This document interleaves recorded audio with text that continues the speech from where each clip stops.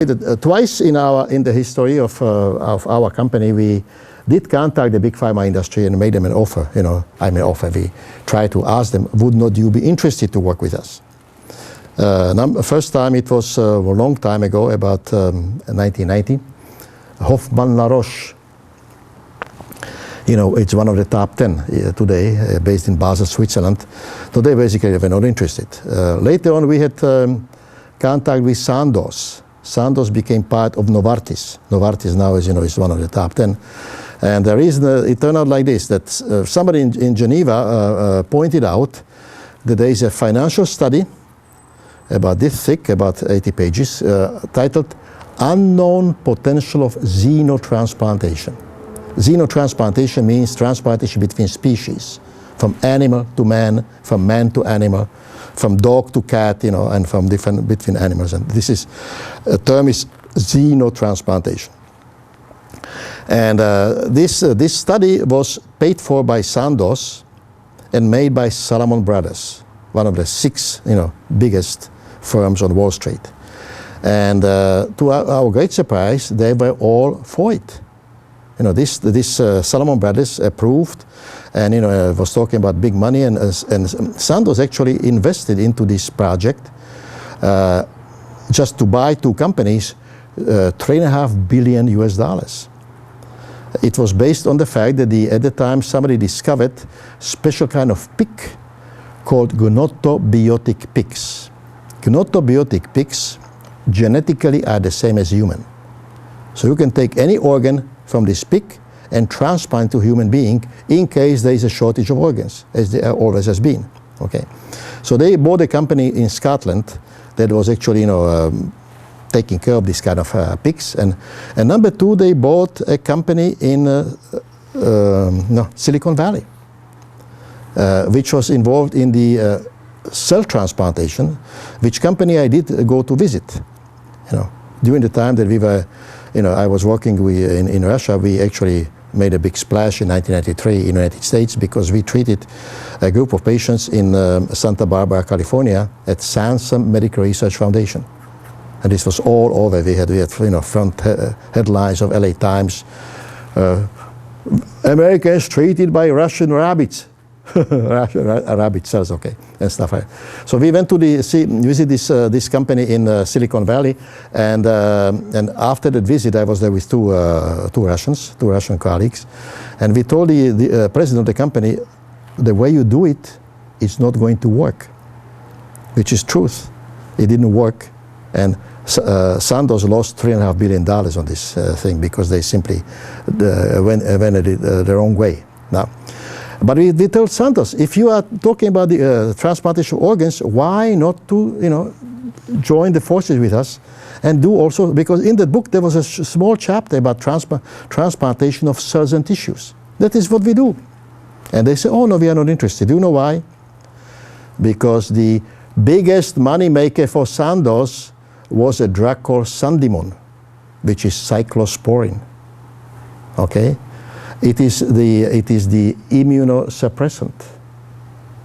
A quarter of the profit of the company, income of the company was from that one drug. And in our information about us was, our therapeutic method does not require immunosuppression. See, Sandoz went into this business not only because of the cells, but also because they would increase the sales of Sandimon. You see. And because we could not offer increase of the sales of Sandimon, they said, nothing doing. I would continue on the issue of the human embryonic stem cell transplantation as they are being pushed in this country. I already explained, the reason why there's a problem with it because of the cancerogenicity. But at the same time, one truly does not understand why this is being forced when it is so clearly known everywhere where this therapeutic method has been known, and that issue keeps on being pushed even now, despite the fact that in some of the countries of the world, Germany, for example, out of question they would allow anything like that.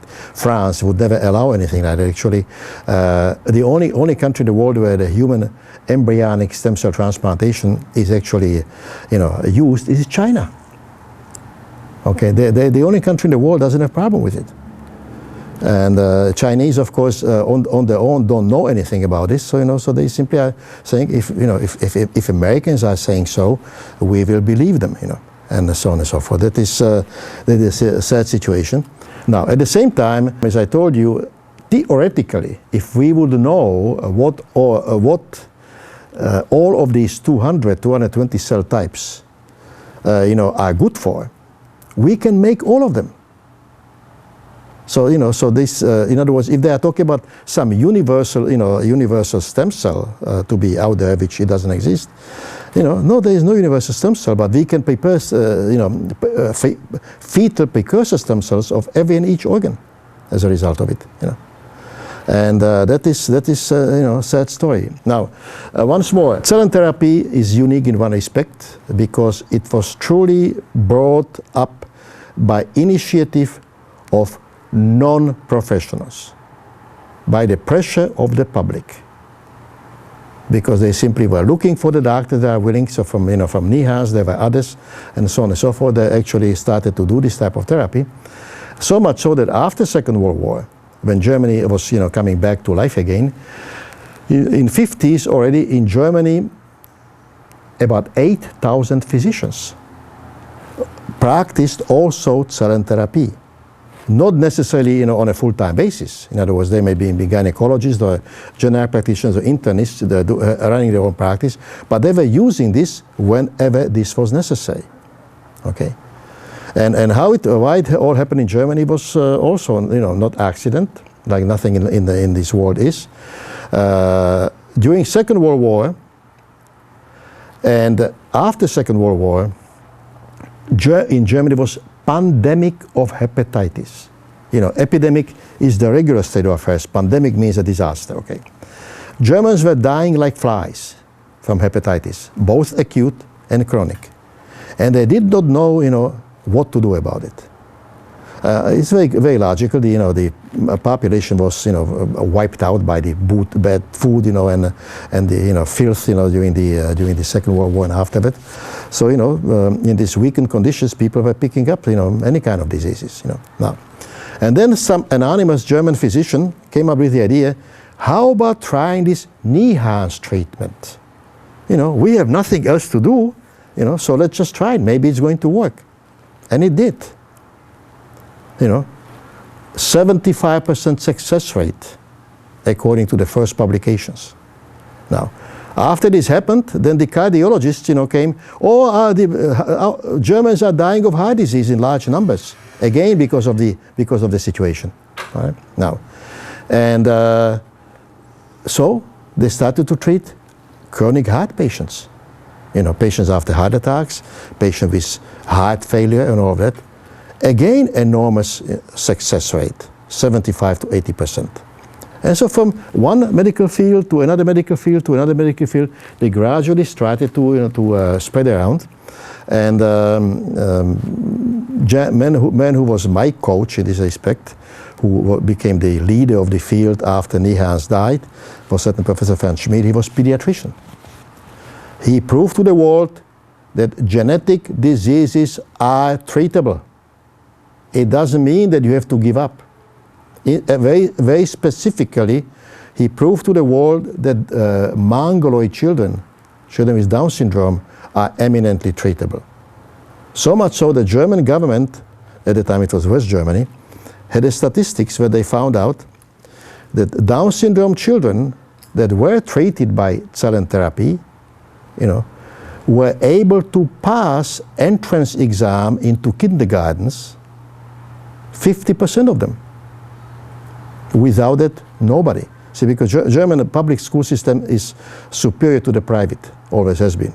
See, only misfits go to the private schools. Normally you have to make it into the, regimented public way. And from those children that were able to, finish kindergarten, and they, one half of those were able to finish the 8th grade.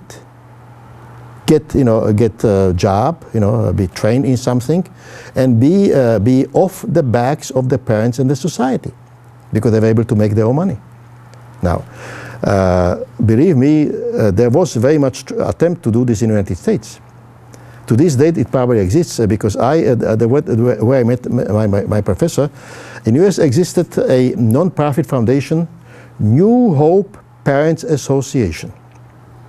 This was a non-profit foundation set up by parents of handicapped children.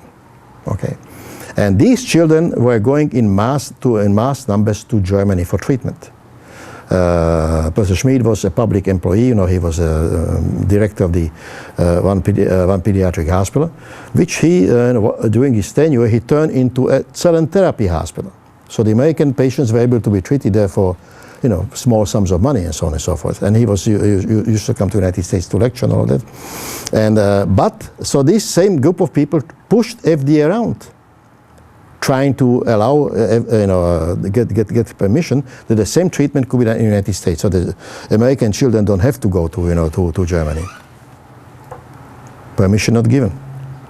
I read all of those materials. Absolutely, you know, silly excuses, you know, about this danger, that danger, this danger, that danger, and you know, and which when the danger never existed, you see.